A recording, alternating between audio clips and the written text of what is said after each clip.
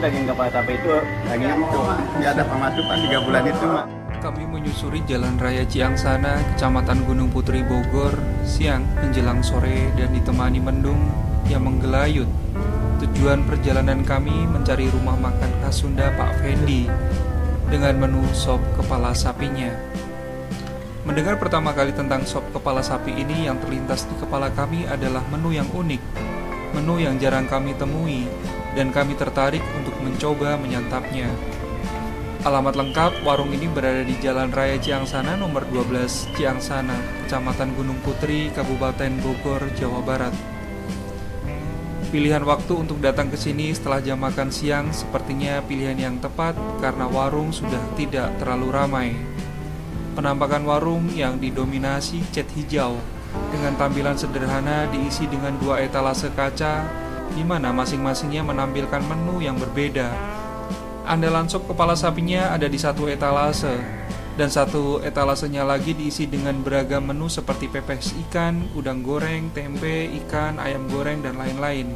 Penegasan jenis masakan warung ini terlihat jelas dari spanduk selamat datang yang tertulis Warung khas Sunda Pak Fendi, Pak Tarin sejak 1993 dengan menu andalan mereka yang tertulis jelas sop bening, daging, kepala sapi. Tanpa sungkan kami langsung menuju 1 etalase dengan potongan daging sapi yang tersaji di atas wadah anyaman bambu dan bertemu dengan seorang bapak yang sigap dan ramah melayani. Nama bapak tadi adalah Pak Tarin yang menceritakan bahwa Fendi sebenarnya adalah nama anaknya yang diambil untuk nama warung. Kami berbincang dengan cerita perjalanan warungnya dan kenapa bagian daging kepala sapi yang dipilih untuk menu utamanya. Pak Tarin tidak hanya meramu sop kepala sapi, namun juga merangkap kasir yang pengerjaannya harus telaten satu-satu saat melayani pelanggannya. Pak Tarin meramu sop buatannya dengan mengiris bagian-bagian dagingnya dengan gaya kidal, sembari kami terus berbincang dengan aura wajahnya yang beberapa kali mengekspresikan senyum dan tertawa. Kami juga penasaran dengan bertanya kenapa pilihan kepala sapi yang dipilih untuk campuran sop buatannya dan bukan bagian daging sapi lainnya. Apa yang dipilih kepala sapi, Pak? Soalnya daging kepala sapi itu dagingnya empuk. Oh, empuk ya? Lain. Ada juga misalnya yang mau pengen dagingnya aja, daging pipi. Gitu. Dengan bangga, Pak Tarin mengungkapkan, sejak tahun 93, warungnya yang awalnya masih kecil dan sekarang relatif lebih besar dengan bangunan yang sudah permanen. Warungnya pun juga tidak memiliki cabang dan hanya ada di kawasan Ciangsana. Dalam sehari Pak Tarin bisa mengolah daging kepala sapi ini rata-rata 20-30 kg. Apalagi saat akhir pekan, biasanya pengunjungnya membludak lebih banyak. Menu andalan di sini selain sop kepala sapi adalah bakwan udang. Pak Tarin juga menjelaskan dengan sumringah bahwa warungnya pun juga sudah dikunjungi beberapa orang ternama, sembari dirinya menunjukkan figura foto orang yang dimaksud dan gambarnya ditempelkan di dinding warung. Pak Tarin menentukan libur warungnya adalah hari Jumat, buka sejak pagi dan warung mulai tutup menjelang maghrib. Kami penasaran ingin menyaksikan proses bagaimana sop ini terhidang, dan saat tutup panci dibuka menguar asap tebal dari kuah sopnya yang saat diaduk dan kemudian disendokkan ke dalam mangkok terlihat jelas warna yang bening dan sekilas terlihat seperti menggunakan campuran bumbu yang minimalis. Keunggulan kuah seperti ini menurut Pak Tarin sebagai juru masaknya, kendati sudah dingin pun kuahnya tidak akan lengket. Kami juga ditemani oleh Kang Ade, anak dari Pak Tarin yang saat menyajikan hidangan menjelaskan beberapa sajian terdiri dari lalapan yang juga menurut kami jarang ditemui.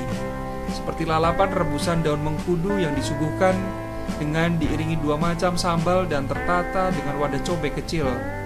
Satu sambal terasi dan satunya disebut sebagai sambal setan. Oh ya, ternyata kami juga masih cukup beruntung karena salah satu andalannya, peyek udangnya masih tersisa 1 dan penasaran untuk juga kami santap.